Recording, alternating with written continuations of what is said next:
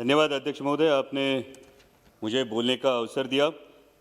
माननीय राष्ट्रपति जी ने अपने अभिभाषण में सरकार की कई सारी उपलब्धियों का उल्लेख किया और मैं उन उपलब्धियों के लिए सरकार का अभिनंदन करना चाहूँगा जिनका लाभ अंतिम पंक्ति में खड़े अंतिम व्यक्ति तक पहुँचा हो।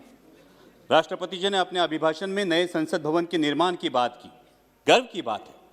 लेकिन सवाल ये उठता है अध्यक्ष महोदय कि जिस देश की सार्वजनिक स्वास्थ्य व्यवस्था कोरोना की महामारी में बुरी तरह से एक्सपोज हुई हो, उस देश की प्राथमिकता क्या होनी चाहिए? नया संसद भवन या हर जिले में हर संसदीय चुनाव क्षेत्र में एक सुसज्ज अत्याधुनिक सार्वजनिक अस्पताल? देश की प्राथमिकता को नजर रखते हुए सिर्फ 22 एम्स से कुछ नहीं होगा। देश की प्राथमिकता को नजर रखते हुए पहले अस्पताल और फिर संसद भवन, इस पर आत्मचिंतन हो, ये मेरी गुजारिश है। Please silence please Vidur ji. और वैसे भी इस संसद भवन की मांग किसी ने नहीं की है, लेकिन हर सांसद मेरे इस बात से सहमत होगा कि हर संसदीय चुनाव क्षेत्र में एमपी लैड फंड के तहत होने वाले विकास कामों की मांग जरूर हो रही है। इसलिए मेरी दरख्वास्त है कि इस एमपी लैड फंड को अविलंब पूर्ववत किया जाए। इसमें अभिभाषण में केंद्र और राज्य के सरकारों के बीच कोऑर्डिनेशन की भी बात की गई। माननीय minister of finance state Anurag ji यहां उपस्थित है। मैं आपका ध्यान आकर्षित करना चाहूंगा कि महाराष्ट्र की सरकार को जीएसटी की 25,000 करोड़ की राशि प्रदान होना बाकी है, उस पर अविलंब विचार किया जाए। राष्ट्रपति जी ने अपने अभिभाषण में युवाओं के रोजगार की बात की। इस सरकार ने सपना दिखाया था कि सालाना 2 करोड़ युवाओं को रोजगार मिलेगा।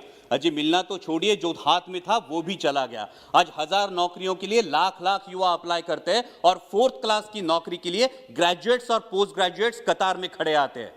पहले नीम और अब नेशनल अप्रेंटिस जैसे प्रोग्राम, ये जो नीतियां हैं, ये देश के युवा वर्ग के लिए शोषण व्यवस्था साबित हो रहे हैं। क्योंकि पहले नौकरी लग जाती है, फिर माँ बाप शादी कर देते हैं और 2 साल में कंपनी ब्रेक दे देती है ताकि उसको परमानेंट ना करना पड़े और युवा के भविष्य में अंधेरा छा जाता है। इसलिए इन युवाओं के आक्रोश को समझे और इन नीतियों पर पुनर्विचार हो। इस अभिभाषण में और एक बहुत अच्छी बात की गई, वो है आत्मनिर्भर भारत की। जब हमने सुना था कि देश को बिकने नहीं देंगे तो हर किसी को गर्व महसूस हुआ था, लेकिन शायद उसके बाद OLX का विज्ञापन कुछ ज्यादा प्रभावशाली साबित हुआ और वो नीतियों में भी दिखने लगा। बेच डाल, BPCL बेच डाल, BSNL बेच डाल, एयरपोर्ट्स बेच डाल, सीपोर्ट्स बेच डाल। अब डर लगने लगा है कि यह आत्मनिर्भर भारत की बात हो रही है या फिर चुनिंदा पूंजीपति निर्भर भारत की। मैं सचेत करना चाहूंगा कि इस प्रकार से मुक्त अर्थव्यवस्था के आड़े में अगर हम क्रूनी कैपिटलिज्म को बढ़ावा देकर देश के संसाधन चुनिंदा पूंजीपतियों के हाथ में सौंप दे तो देश की आने वाली पीढ़ियां हमें कभी माफ नहीं करेंगी। इसमें राष्ट्रपति जी के अभिभाषण में किसानों की योजनाओं की बात की गई, लेकिन आज जो हमारे अन्नदाता, हमारे किसान भाई दिल्ली की सरहदों पर आंदोलन कर रहे हैं, जिसमें 200 से भारतीय, मैं भारतीय कहूंगा, 200 से भारतीय शहीद हुए, उनके प्रति कोई संवेदना इस अभिभाषण में नहीं दिखाई दी। यह आश्चर्यजनक है। गणतंत्र दिवस पर जो घटना घटी उसकी आलोचना अभिभाषण में हुई। हिंसा का कोई समर्थन नहीं हो सकता, ना ही होना चाहिए, लेकिन उसके उपलक्ष्य में, sir please let me continue, हिंसा का कोई समर्थन नहीं हो सकता, ना ही होना चाहिए, लेकिन उसके उपलक्ष्य में इस किसान आंदोलन को बदनाम करने की जो साजिश रची गई वो निंदनीय है। पहले बताया गया कि सिर्फ पंजाब के किसान हैं, फिर बताया गया कि ये तो आड़तीय है, फिर बताया गया कि ये खालिस्तानी है। Please sit down. Bidur ji, honourable member Bidur ji, बैठिए बैठिए। Bidur ji please take your seat. Bidur ji, honorable member, please take your seat. So please bring house and order. Why you are angry? Sir अगर you sit down there. Sir अगर ऐसे बोलेंगे, कल इनके नेता भी बोलेंगे, तब हम बीच में चलाएंगे, फिर अच्छा होगा सर। No, why? ये जानबूझ के है। Whenever you, Bidur ji, whenever you will speak, at that time you can tell everything.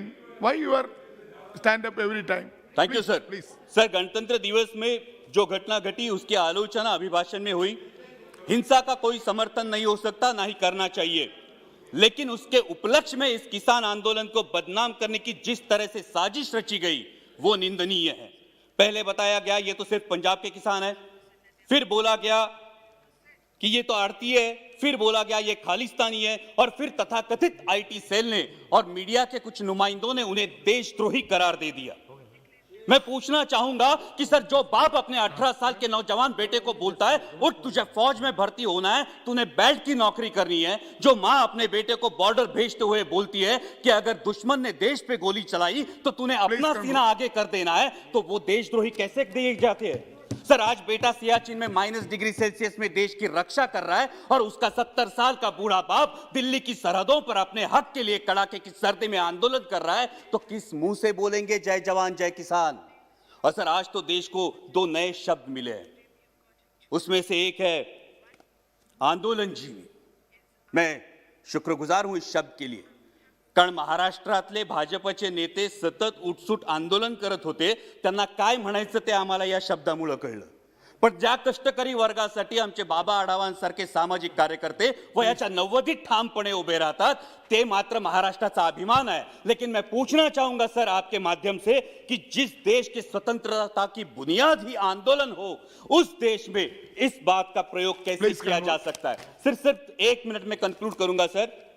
यहां पे कई माननीय सदस्य बोलते हुए उन्होंने परराष्ट्र में जिन्होंने अच्छी बात की उसकी सराहना की, लेकिन ये कैसी विडंबना है सर, जब ब्राजील के राष्ट्राध्यक्ष संजीवनी की उपाधि देंगे तो हम खुश होंगे, जब अमेरिकी पूर्व राष्ट्राध्यक्ष हाउडी मोदी बोलेंगे तो हम तालियां बजाएंगे, और जब कोई विदेशी मानवता के दृष्टिकोण से किसान आंदोलन पर टिप्पणी करेगा तो फिर वो फॉरेन डिस्ट्रक्टिव आइडियोलॉजी हो जाती है।